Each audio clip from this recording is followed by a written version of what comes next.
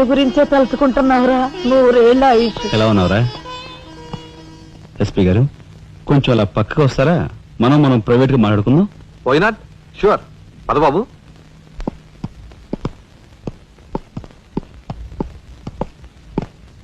ఏమిటి తతంగం అంతా? అదేమిటి బాబు, ఆ మాత్రం తెలీదా? నిశ్చితార్థం. పోలీసు వై ఉండి హంతకులతో చేతులు కలిపే నీలాంటి వాడితో వెయ్యం అంటే మా ఇంట్లో మనుషులే కాదు, కుక్క కూడా నేను 10 ఆమళ్ల దూరంలో ఉంచుతుంది. నా సంపదకి మీ దరిద్రానికి 100 ఆమళ్ల దూరం ఉందని తెలిసి కూడా ఏరి కోరి మీ సంబంధం కోసం ఎందుకు వచ్చానో తెలుసా?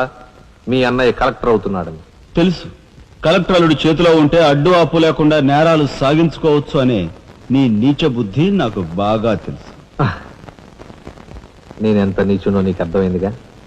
ఇప్పుడు నువ్వు ఈ సంబంధానికి అడ్డుపడ్డావనుకో, ఏం చేస్తావు? నేను ఈ రోజే జైలు నుంచి వచ్చాను. అవసరమైతే పెద్ద నేరం చేసి మళ్ళీ జైలుకి వెళ్ళటానికి రెడీ. చూడు బాబు, ఎవరైనా కలెక్టర్ అయ్యే ముందు అతని ఫ్యామిలీ బ్యాక్గ్రౌండ్ గురించి ఎంక్వైరీ చేసి పోలీస్ రిపోర్ట్ పంపాలి. చూడు, ఇది మీ అన్నయ్య గురించి ఎంక్వైరీ చేసి నన్ను రిపోర్ట్ పంపమని గవర్నమెంట్ నాకు రాసిన లెటర్. నువ్వు చెయ్యి నేరం మీద వేసుకుని